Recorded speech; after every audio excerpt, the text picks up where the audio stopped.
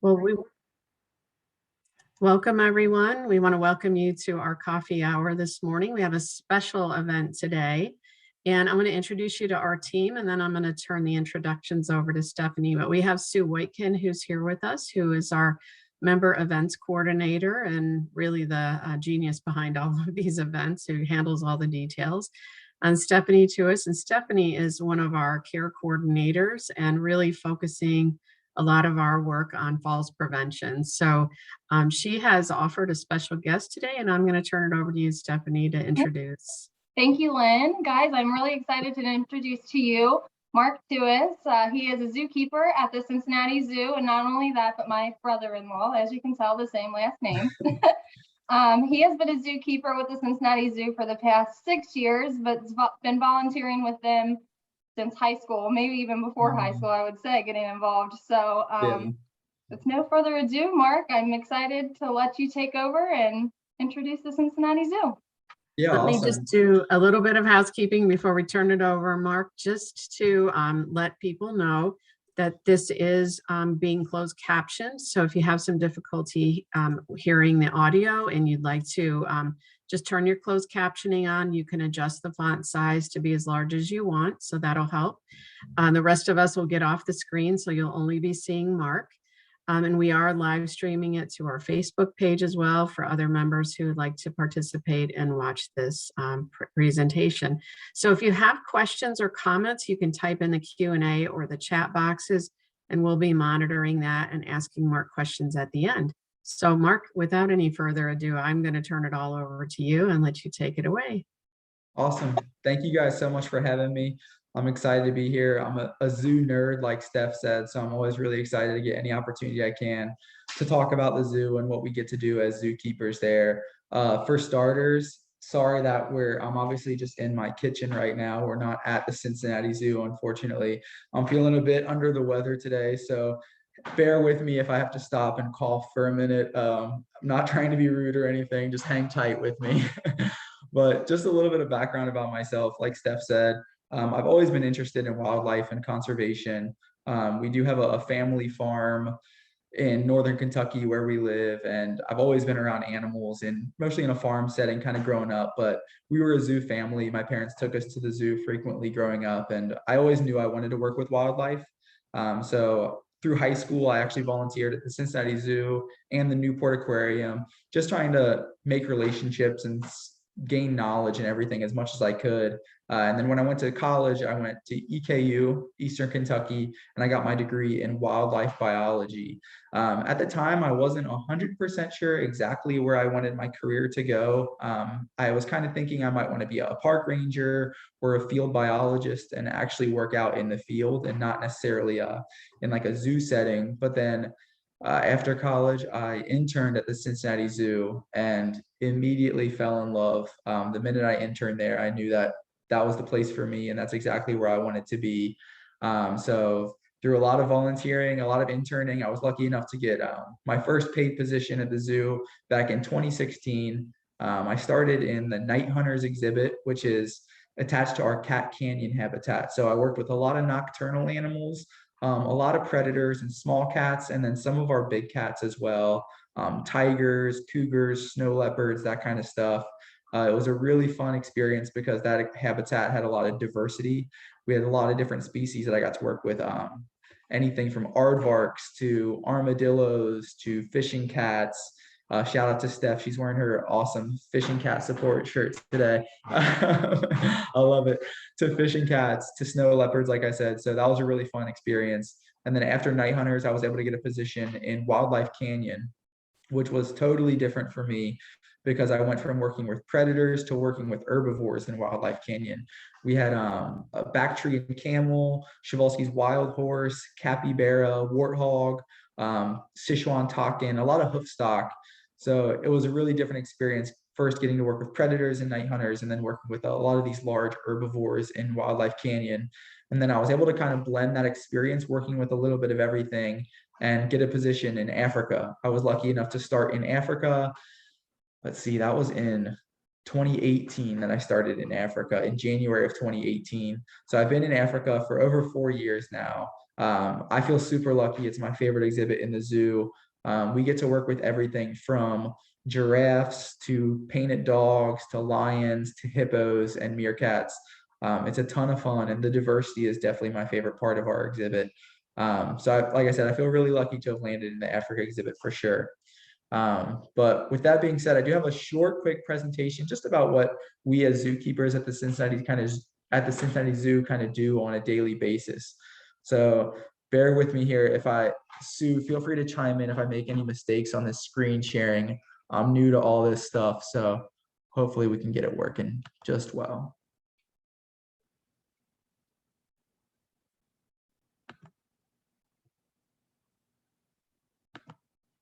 See, is that up and working for everyone? You're all perfect. good? Okay, awesome. Awesome. So like I said, this is just a little bit about what we do at the Cincinnati Zoo. My name's obviously Mark Tewes. So I like to start off any talk about working at a zoo with the role that zoos play. Zoos play such an important role, not just in a little community like Cincinnati, where we are a very big zoo town. Everyone loves the zoo in Cincinnati. We're really lucky to have the local support, but on a larger scale, zoos are so important as well.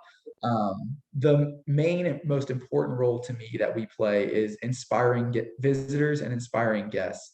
Like I said, I was someone who went to the zoo very frequently growing up, and you always kind of think of you learn to care more about a tiger if you actually see a tiger, not, it's one thing to see a photo of a lion or a hippo, and then it's another thing to actually see one and see it moving around and swimming and interacting with others of the same species. It's a much more inspiring moment to we hope that visitors will take that on with them and play a role in conservation moving forward. Whether that's, it could be something as simple as planting flowers for pollinators in your garden, or it could be something as donating money if you're lucky enough to be in a financial situation where you can, to conservation efforts across the world. So inspiring visitors is definitely one of the main roles we play. And you can see just a couple of these photos here off to the side. These are all photos taken at the Cincinnati Zoo. So in the top left, that is our female lion, Imani. And you can see the reflection of the kids in the glass and the kids kind of touching the glass. It's always a fun moment because we have that glass area where you really can't get just inches away from a lion in that top photo or a hippo in that middle photo. It's every single day when you're out in the park, you see these moments that guests have with these animals. And that's really what it's all about. Just to provide people and get them close enough to care to these majestic animals. So in the bottom left, you can see our giraffe feedings that we do on our giraffe deck. You can have the opportunity to feed the giraffe a piece of lettuce, and people always get such a kick out of it. The giraffe are such gentle giants. They're very charismatic. We really enjoy working with them as well. So inspiring visitors to take our message of conservation into the next phase of their lives is definitely, to me, the most important role that zoos play. But another huge role that we play is contributing to conservation. And that's conservation on a larger scale, not just within our community. So in that top left, you can see a photo of a Sumatran rhino, and that's Dr. Terry Roth. Dr. Roth works at our CREW, with an acronym for Center for Research of Endangered Wildlife. CREW is a research facility that we have on site at the zoo that does all kinds of cutting edge research, mostly into reproduction and how we can take these lessons, learn them in a zoo setting, and then take those lessons out into the wild to help these populations in the wild. So Sumatran rhinos are a keystone species for us because we were actually the first zoo in 100 years to breed a Sumatran rhino back in the early 2000s. We actually had 3 calves, and a couple of those calves have gone back to Sumatra to reproduce and contribute to the population over there. And Sumatran rhinos are critically endangered. There's estimates of anywhere between 70 to 80 left in the world. So with 70 to 80 left in the world, the contributions that our zoo was able to make to that species was monumental, not just in terms of the individuals that we provided, but also in terms of the knowledge that we were able to gain at the zoo. Like I said, the doctors at CREW, I always have a bit of a hard time talking to them because the minute they start talking, everything goes way over my head. They're geniuses over there with the work they do. So we really enjoy having them on site. And then just a couple other species not necessarily at our zoo, but at zoos in general, that zoos have played such an important role in, just within the United States. So these, excuse me, sorry, just these bottom two photos within the United States, the black-footed ferret and the California condor, these were huge conservation success stories that zoos played a major role in. So the black-footed ferret actually went extinct in the wild. There were none left in the wild in the kind of the out west where they're found, Colorado, Utah kind of area. But there was a population in zoos that zoos had kept for a couple decades at that point, and zoos were actually able to do a repopulation program into the wild. So zoos were able to breed these black-footed ferrets, re-release them into the wild, and we now have black-footed ferrets in the wild once again, thanks to the work that zoos were able to do. Without zoos, that species would be extinct. The same can be said for the Przewalski's wild horse, who's that top right photo. This is a wild horse species found in Mongolia, in northern China. Same goes for them. They actually went extinct in the wild in the late 1900s. And thanks to the work that zoos and reproduction facilities were able to do, they were able to re-release a population into the wild. And then California condor is another really famous one out west, California, Arizona, where their population had shrunk to just a dozen or so. And thanks to the work of zoos, they were able to be re-released into the wild. So just really important work that zoos do in general. But the role of a zookeeper with what we do on a typical day-to-day basis, obviously it's kind of in the name.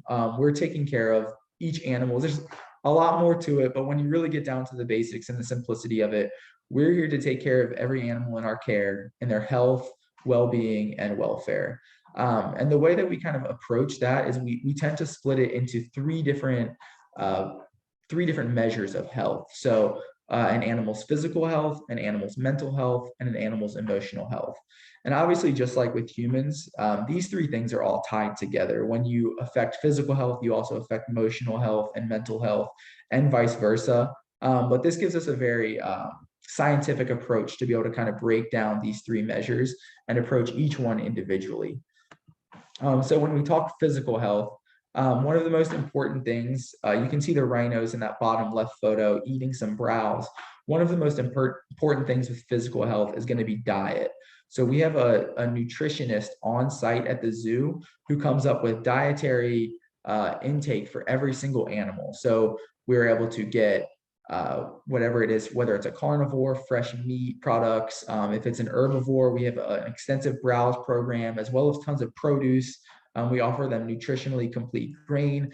Every single animal, and not just every species, every individual animal within a species has a diet that has been tailored and handmade to that individual. So diet is going to be our first kind of measure of physical health. We have these, like I said, very particular diets for every species. And then another measure of physical health is going to be our veterinary care. So we're lucky to have world-class vets on site as well. That's a picture in the bottom right of Fiona when she was bottle fed. Fiona is obviously a very famous example of the veterinary care at our zoo and the work that our vets were able to do to save her when she was born 6 weeks premature at only 29 pounds. And now when Fiona's out swimming around on Hippo Cove, she's right around 2,000 pounds. So she's come away from just that little 29-pound hippo. But that was thanks to the veterinary care for her physical health that we were able to provide. And then that top middle photo, that's a photo of Rico, who's a prehensile-tailed porcupine. This is actually some new technology that we're currently working with at Cincinnati Zoo. It's this thermal imaging technology. So we try to, with any measure of physical health, we try to be as least invasive as possible. Obviously, just like humans, no human enjoys going to the doctor and getting shots and going through an MRI machine and going through all these tests. Our animals are the same way. All that stuff is very stressful for them. So we try and make these events as stress-free as possible. So this thermal imaging, hopefully the goal is to help us develop technology where all we will have to do to get measures like body fat, body temperature, heart rate, blood pressure. We're hoping to be able to measure all these things by just taking a photograph of these animals with these very high-tech thermal cameras. So we're currently going through some testing right now with that, and some of our researchers at Crew are working hard with that. But that is some really exciting kind of cutting edge technology that we're working with at the moment. And then beyond physical health, another, oh, I think I skipped this slide there. Nope. Oh, we're going to emotional health next. Sorry. Emotional health is going to be another huge factor in an animal's well-being. And obviously, like I said, all of these things are tied, but a main thing that we think of when we think of emotional health is kind of the social grouping that we're able to provide for these animals. So just like humans, no one wants to be left alone in a room by yourself for hours on hours. We need social stimulation from other humans. Animals are the same way. We try and put them in as natural of social groups as we possibly can. But with that being said, there are animals that are solitary in the wild. So for those animals that are solitary, we think of for those like a lot of cats, like tigers, fishing cats, all of those species are solitary in the wild. So when they're at the zoo, they're kept solitary as well, because that's how they would function in the wild. They would only come together to breed in the wild. But these are a couple of the habitats that I help take care of in Africa. These are very social animals, not solitary animals. So the painted dogs on the right photo there, painted dogs in the wild would live in these pretty large groups, anywhere from 10 to 25 individuals. Back in the day, before painted dogs were endangered, they actually were seen in groups of up to 100, which is absolutely insane to think of a group of 100 dogs. But these painted dogs are highly social. They really rely on those bonds that they form with one another, and it is not good to keep them separate. So to provide them with as good of emotional health as we can, we try and provide those natural social groupings. So we have 8 painted dogs in our habitat now. And then that bottom left photo, that is a habitat of our Africa savanna habitat, which is one of my favorite exhibits in the whole zoo. It's this really naturalistic exhibit where we've got this multi-species plains exhibit with all of these species sharing space. So it's a little bit hard to tell because it's this wider photo, but if you can see on the right here, we have a pelican who like to hang out in the moat, these pink-backed pelicans. We've got a group of lappet and Rupel's vultures hanging out on the rocks over here. Straight away, you can see a wildebeest out in the distance there. On the far right, there's an impala, which is another hoofed antelope species from Africa on the far right of the photo over there. And putting these animals in this natural setting is very good for their mental and emotional health and stimulation. Like I said, it's this very natural setting. But that kind of leads into mental health. Mental health is obviously very important for humans and animals alike. 2 of the main ways that we approach mental health, number 1 is enrichment. Enrichment is extremely important for all of our animals. We try and provide all of our animals with mental stimulation throughout the day using enrichment. So enrichment can be anything that appeals to any of our animal senses, touch, scent, taste, anything like that. Different animals obviously have different preferences, and even different individuals within the species have different preferences of enrichment items that they enjoy and like to interact with. But obviously with all animals, just like with humans, food is a big motivator. So a lot of our animals really like any enrichment item that's going to involve food. So if you see this photo of the giraffe in the top left, that's a good photo of an enrichment item that is actually interesting because we had a partnership with UC, and some of University of Cincinnati's engineering students actually developed a handful of enrichment items for our giraffe. And that was one of the enrichment items that they came up with and built. So it was a really fun kind of local partnership. But you can see we can put different kind of food items and stuff in that kind of box contraption. And then these holes in the side of it, the giraffes have these really long tongues, about 15 to 18-inch long tongues that they use to forage in the wild. So the giraffes will stick their tongues into those holes. They'll wiggle them in between all those wiffle balls that are in there to kind of work and get their enrichment. It's actually a really natural feeding process because in the wild, one of their favorite foods is acacia. Acacia has these really big thorns on it. So when they eat acacia, they use that tongue to feel the thorns so they can avoid eating them. So we try and provide any of these kind of naturalistic experiences as we can. So by feeding from that box, it's actually a really natural behavior that we're encouraging. Same thing for these meerkats in the right side. Let me move this. I don't know if you guys see that or not, but I'm going to move that box over there.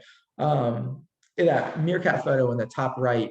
So we've got these, they're essentially like old Gatorade bottles that we were able to put on a spindle. So we put food, meerkats are omnivores and insectivores. So they like to eat all various kinds of produce, a lot of bugs. They love crickets and mealworms, all that kind of stuff.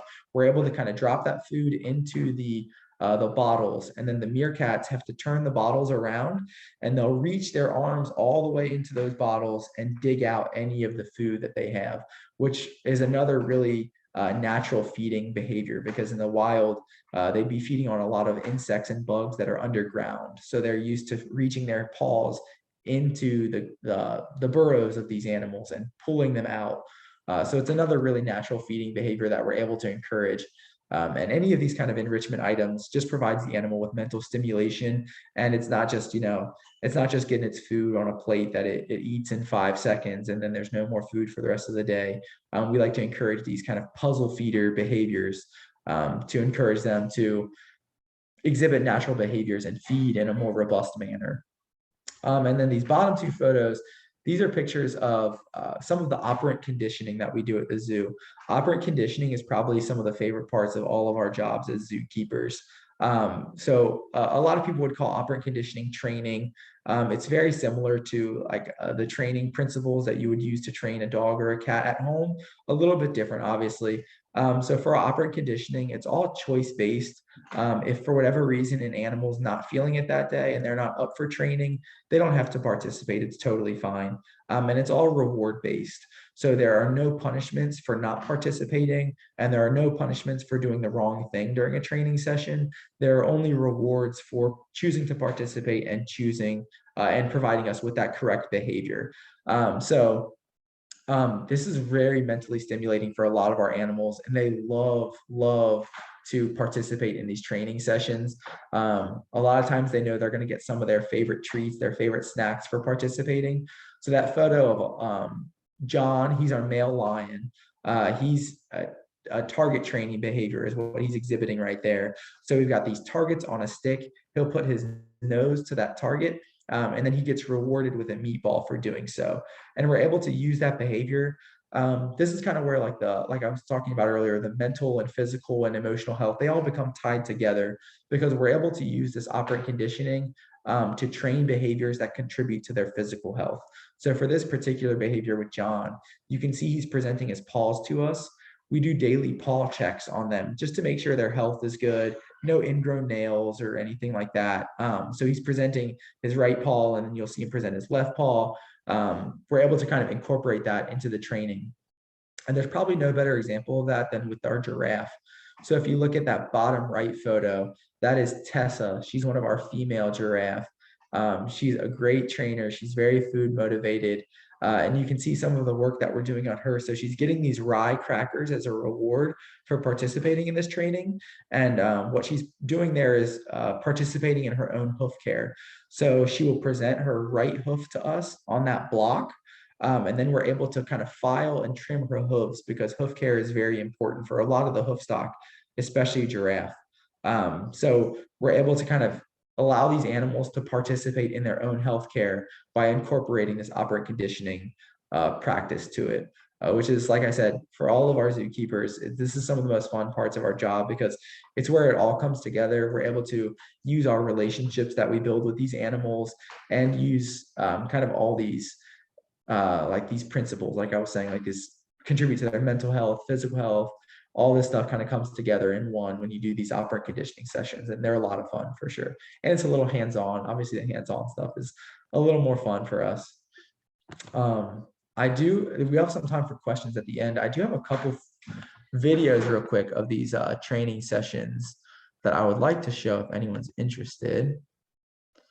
So let me pull this up. So this is one, a blood draw behavior with Fiona, our hippo. We found that with hippos, the best place to draw blood from them is going to be the base of their tail.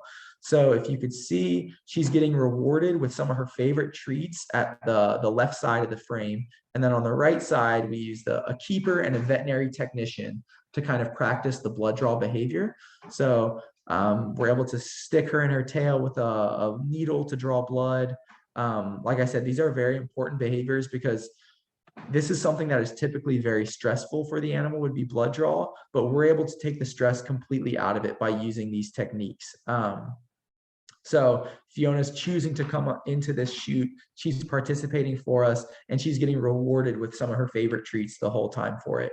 And for the hippos in particular, this was a very important behavior. We were able to build off this kind of blood draw behavior where they're in this shoot to actually use for ultrasounding, which is the way we were able to ultrasound BB when we found out she was pregnant with Fiona, and when we found out she was pregnant most recently about a month ago as well. So this is a very important behavior that has been extremely successful with us for the hippos. And then just another short clip here of our meerkats. A very similar setup. So they come, let's see if I can get it full screen. There we go. So they'll come into this small little tube for some reinforcement. And it's funny with the meerkats because you've got to find out what motivates them. That goes for any animal. Food is going to be a motivator, but every individual has different food products that motivate them the most. So for a lot of these meerkats, it's going to be just ground meat that they're receiving right there. But for a couple of them, they really like peanut butter. So finding whatever motivates them is going to be really important to get them to choose to participate. So you can see they willingly come straight into this chute for some food. And I think I skipped it at the start there. You might have missed it. It happens real quick. So they're actually able to get an injection right here, which could be a vaccine, a deworming injection, all that kind of stuff. So we're able to get them to participate in their own healthcare. Contributes to their emotional health because they're not stressed out, contributes to their physical health. They're getting veterinary care by participating in these, and it's contributing to their mental health because these are very mentally stimulating events for them. So like I said, these training procedures are always a lot of fun for us. And you can see just gets injected, doesn't even twitch, doesn't move a muscle.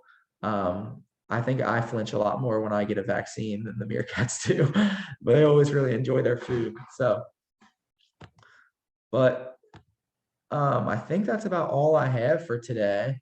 But if we have any questions, I'm actually going to take it out of the screen share so that it might be a little easier setup for Q&A here.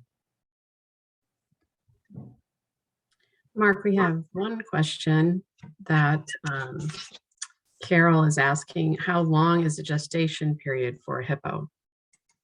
Great question. So hippo gestation period is going to be about 8 months, which is actually extremely short for an animal of their size. So hippos tend to give birth to a calf that's anywhere from 60 to 75 pounds. So 60 to 75 pounds of growth in 8 months is pretty astounding. For Fiona with us, she came out right at about 6.5 months when she was born back in 2017. She was about 6 weeks premature. But yeah, about 8 month gestation for hippos. Wow. You know, I recently had an opportunity to go to the San Diego Zoo and have a private tour as part of a conference we were attending. And what I was amazed at is all of the time and investment, as you just showed and demonstrated, in the healthcare and mental health care of these animals. How does the zoo support that kind of investment and care? I can't imagine that people coming to the zoo and touring and paying whatever it costs to come in can cover the expenses that it takes to do the work that's being done. How does that, how do you manage that part of it? Yeah, so it kind of depends on each zoo, to be honest. Each zoo is in a little bit of a unique predicament, depending on the facility.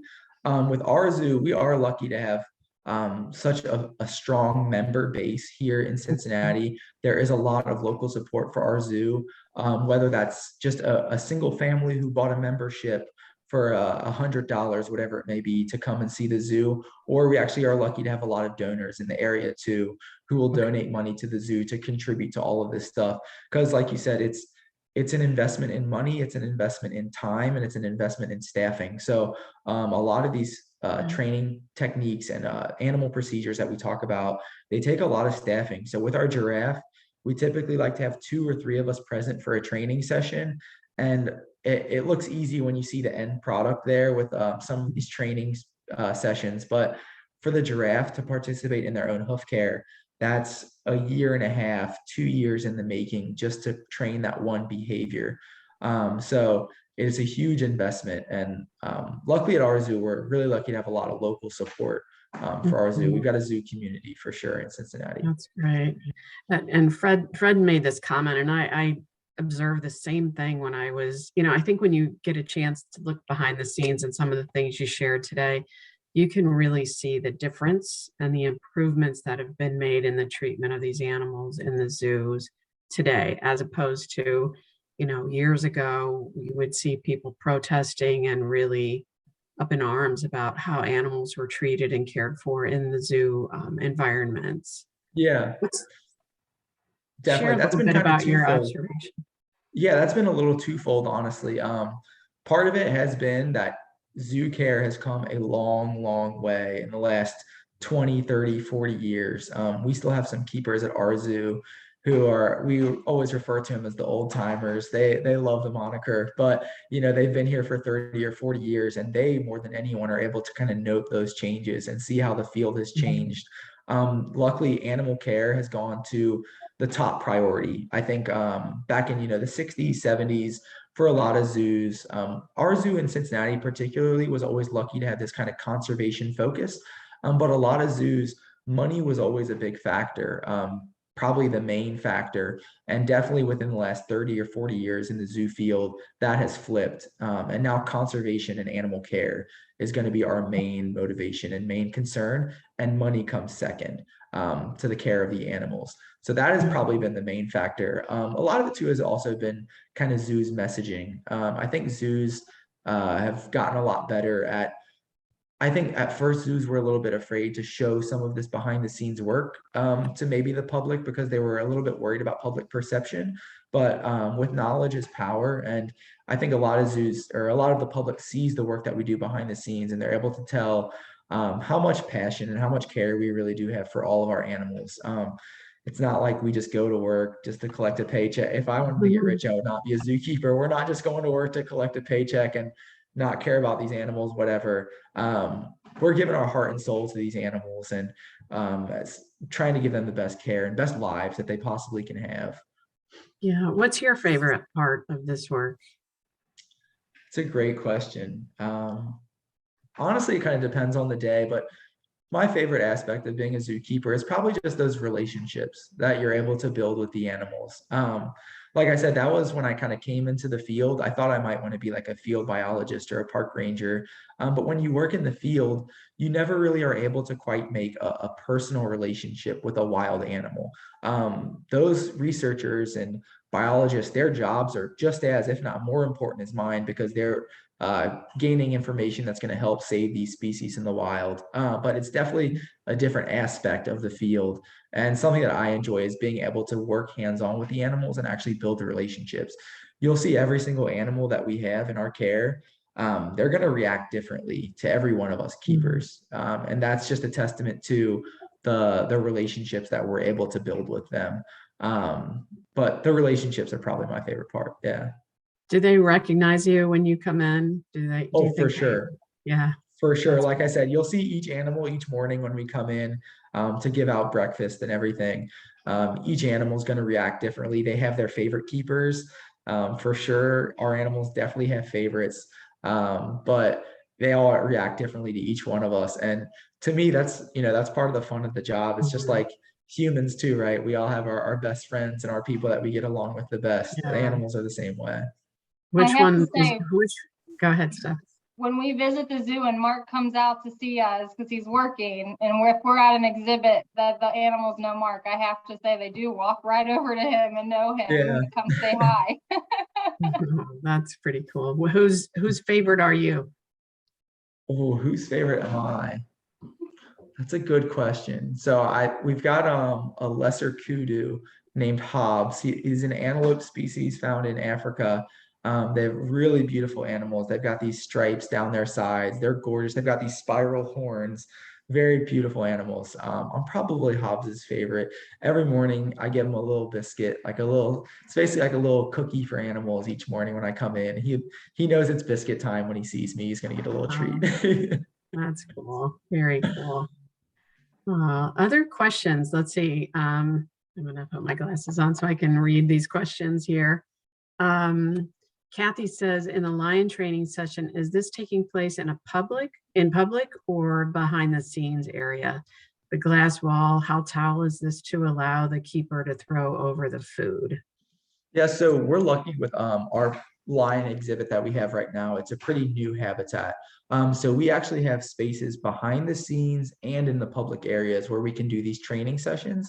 It kind of depends on which behavior that we're hoping to see or train that day. So when we do like things like injection or blood draw behaviors, those behaviors all have to take place at our special behind the scenes training area. But when we do like we can do dental exams. They open their mouth for us. Like I said, they'll present their paws, they'll target train, that kind of stuff. We're able to do those behind the scenes or in the public area. So that glass wall that you're seeing, that glass wall is probably 15 or 16 feet high, but we have these circular feed chutes that we're able to use to reward the animals. So as they exhibit the behavior that we ask for, we're able to throw a meatball or a bone, whatever it may be that day, down that little feed chute to reinforce it and to reward them for giving us the behavior. Is there a dining services for the animals? I think about, So who's making all that food? it's a combination. So that's part of our job too. So we have a commissary department at the zoo, and the commissary is the food hub. So all of this food, it gets delivered to this central hub at the commissary. Commissary weighs out everything on it every single day. They're going to weigh out dietary stuff for every animal in the zoo, and they're going to deliver it to whatever exhibit that they need to deliver it to. And then it comes to us, like for me in the Africa exhibit, we get like the kind of raw materials. So like we'll get 5 pounds of lettuce, say, and then we have to divvy it up and cut it up for each of our animals that day. So commissary delivers us the materials, and then that's part of our job on a daily basis is to prepare diets for them. So we do this diet prep and prep every individual's diet as well for the day. It's a huge, that's another one that's a huge time and a huge money investment in feeding these animals. It is, Right. they eat world-class stuff. They eat better than I probably eat, to be honest. That's an improvement, right? So Fred's asking, most hoofstock are very social. Being so large, it takes a lot of space. How do you manage that? Yeah, that's a great question. So for instance, with our giraffe, the way we kind of manage spatial issues. So we're lucky with giraffe again. That one's another pretty new habitat that we have at our zoo. It's a really big, beautiful exhibit. We have 5 giraffe currently. But a way that you kind of mitigate spatial issues is you're going to be doing extra enrichment. So something that our keeper staff works on is if maybe you've got an exhibit that's built in the 50s or 60s. We're an old zoo in Cincinnati. We're the second oldest zoo in the country. So we do have some of these older habitats that we're working on renovating, and we're working on getting up to the industry, kind of the top of the industry, cutting edge of the industry. But that's a work in progress for sure. So the way that we mitigate that as keepers is we're going to be doing extra enrichment sessions and extra training sessions with those animals to help provide them with more stimulation, because if they don't have this giant, massive, beautiful habitat, not to say that all our habitats aren't beautiful, our horticulture and exhibit design is amazing, but what we're going to mitigate that with is doing extra enrichment items. So giving them more things to stimulate them and more things to do throughout the day, because they might not have quite as much space as our giraffe do. But yeah, hoofstock need a lot of space, and the giraffe for us, they're a little bit more challenging just because they feed so frequently. So in the wild, they spend the vast majority of their day just eating. So for us, we try and provide them with as many different feedings as we can throughout the day, whether that's their hay that they eat, their lettuce that they eat. They also get nutritionally complete grain, produce, apples, oranges, beet pulp. They get all kinds of stuff. So we try and space those feedings throughout the day as much as possible to keep them stimulated and keep them interested. Now, there's a question about the staff at the zoo, and I was wondering, as I was listening to you, how knowledgeable you are about these animals, their habitats, all of that. How do you all keep up to date? And do you have ongoing education and training that's provided to the staff at the zoo? Yeah, definitely. So, I mean, total zoo staff, I'm not even sure the exact number for total zoo staff. It's in the hundreds for sure. But obviously, like the zookeeping side with the animals, that is only a small part of what we do on zoo. You know, we have the visitor experience side of the zoo, which to be Mhm. honest is a massive undertaking that I don't really deal with a whole lot on my end. So the zoo staff is it's hundreds for sure. But yeah, on our end, we do a lot of professional development stuff. So that's to me another really fun thing about working in a zoo is the field is always changing and always updating, and there is always more to learn. No matter how much you know, there's still more that you can know, which is one of the most fun things for me. So we go to listen to seminars. That's been one of the kind of, I don't want to say good things about COVID because there's not been much good in COVID. But maybe one of the silver linings that we've tried to take is a lot of times before any of these kind of professional development things were conferences that you had to go to. And now a lot of them are being offered virtually. So it's made it a lot more accessible for us to be able to learn from others in the field. And I know someone had kind of asked the question at the start, do zoos collaborate? And the answer is absolutely. Like we're always trying to advance animal care. A lot of other zoos have learned from what we do at Cincinnati. At Cincinnati, we've learned from all these other zoos as well. It's this very collaborative process. We know that we're all in the same boat and we all want the best for these species and for these animals. So like, I don't know. I know in other kind of fields, like you see a lot of times these kind of egos get involved and Mhm. people want to kind of hide and protect their information, but you don't really see that in the zoo field. It's very open and very collaborative, and we learn from each other on a daily basis. Yeah. That's great. That's wonderful. Carol wants to be sure to point out that the Akron Zoo is small but mighty. We do I've have actually some great zoos, and I've heard really good things about it. I've never been though. I'll have to put it on my list for sure. absolutely, yeah. So Fred's asking, how do you enrich a wild beast? I'm so sorry. I couldn't hear that. How do you enrich a wild beast? All the wildebeest. The So wildebeest, wildebeest, sorry. yeah, well, no, you're fine. The wildebeest are a little bit tricky actually for enrichment. The only thing that they're super interested in is kind of like different substrates and then different foods. So like I said, like these can be enrichment can be anything that appeals to any of the five senses, and different species and even different individuals are going to react to different things. So like, you know, for a painted dogs, they tend to really enjoy different scent based items. For something like a wildebeest, scent isn't really going to do a whole lot to enrich or stimulate them. So we try and find things that each animal enjoys. For wildebeest, definitely different kinds of substrate. And by that, I mean like kind of flooring, so like mulch or wood shavings or big hay beds, anything like that. The wildebeest really enjoy, and then any kind of food enrichment as well.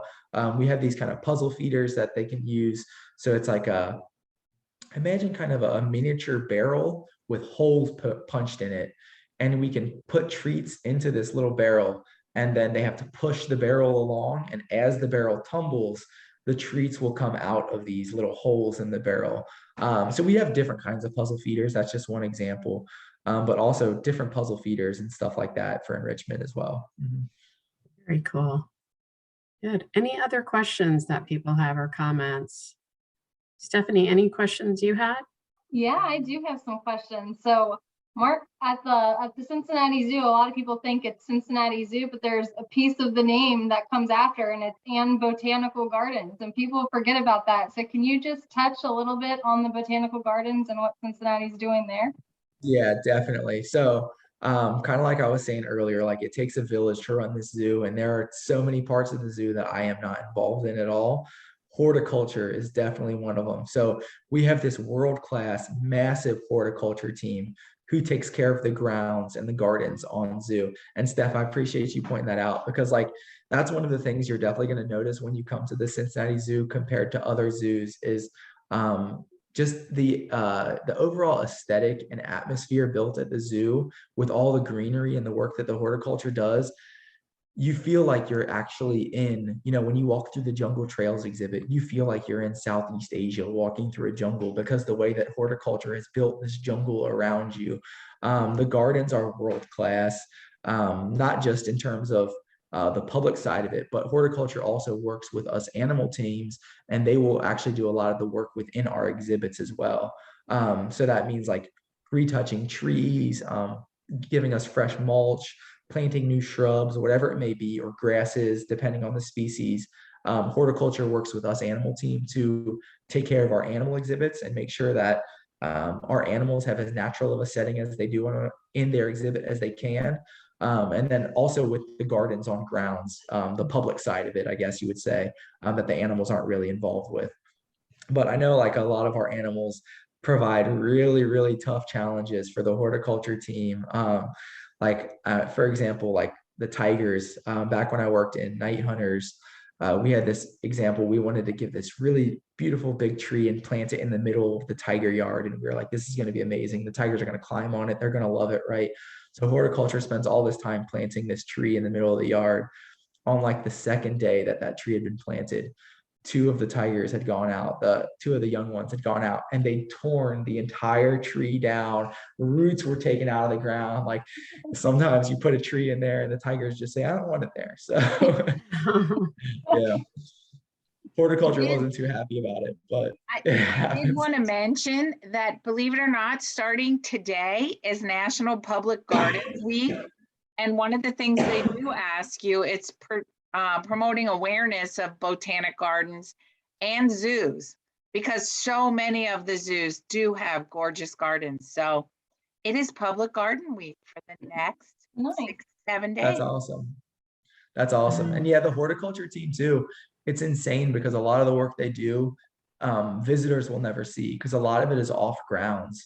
So we have this large farm in Mason, Ohio, where horticulture works we have a browse program where they will grow trees that are suitable for all of our hoofstock or herbivores to eat. And horticulture will grow them up in Mason, and then they will trim and cut and bring all that stuff back to the zoo for our animals to eat. So we've got a lot of stuff that horticulture does behind the scenes that the visitors will never even see, but it contributes to animal care and it contributes to plant care. Yeah. That's really amazing. Fred just mentioned that as a child, his parents took his family to the Cincinnati Zoo, and it's a memory that has stuck with him throughout his life. That's awesome. Yeah, I think you're never too old. I know as we had the opportunity to go behind the scenes at the San Diego Zoo, it was fascinating, and so much you have no idea all that goes into really caring for these animals, but really enriching their lives too. It was a pretty amazing experience. So I look forward to coming to the Cincinnati Zoo. Maybe when you can get back to the zoo and do an in-person tour, maybe we can host an opportunity for members who'd like to come down in person to join us. That would be a fun opportunity. Yeah, that would be fun for sure. We can see how another question. You do. Okay, go ahead. Yeah, a little plug here, Mark. Can you tell us about Cincinnati Zoo Tales? Oh yeah, so Cincinnati Zoo Tales. It's a podcast that I co-host with one of my coworkers, Jenna Wingate. The podcast is you can find it on the zoo's website or just Google Cincinnati Zoo Tales. It's a really fun podcast that we've just kind of, I didn't start it. Jenna started it. It was Jenna's baby. Jenna started this podcast twofold. Number one, to hopefully inspire people to get involved in conservation. And number two, one of the big things that we do at the end of each episode is we offer like a take-home action item. So something that you can do to get involved on conservation, whether it's at a micro level, this really small thing that you can do in your day-to-day life, or this larger thing that you can do to contribute to conservation. I know that that's kind of a lot of problems with the field right now is kind of portraying hope. I think with a lot of the stuff you see in the world right now, a lot of habitat loss in rainforests and Africa savanna across the globe. A lot of times you only hear these kind of doom and gloom messages. And that's not to say that there aren't troubles out there, because there are a lot of obstacles that we're going to have to overcome in these wild places. But there's definitely hope, and there's definitely chances to reverse what's happened and to still save these wild places and these animals.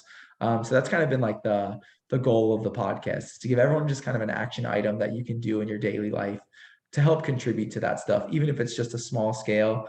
Every drop in the bucket counts for sure. And if people wanted to access the podcast, do they just go to the Cincinnati Zoo website to get access to it, or? Yeah, you can access it through the zoo's website, or you can just Google it. It's called Cincinnati Zoo Tales, but Tales is spelled Tales. Okay, good. Sounds good. Yeah, it's been a lot of fun for us because we have a different guest on each episode from not just around our zoo, but from different fields of conservation in general. So it's always fun for us to get to talk to other people and learn, like you said, like learn what they're doing and learn from their expertise. We're able to take some of the stuff that we learned from our guests and put it into our daily lives. So it's been a lot of fun for us for sure. That's great. Any other questions? Stephanie, do you have any more? I have a whole list. I can keep going. Well, why don't we do one more of your questions? Okay. I think a big one that might be interesting to everyone is, how does the Cincinnati Zoo obtain their animals? How would you get another animal for an exhibit?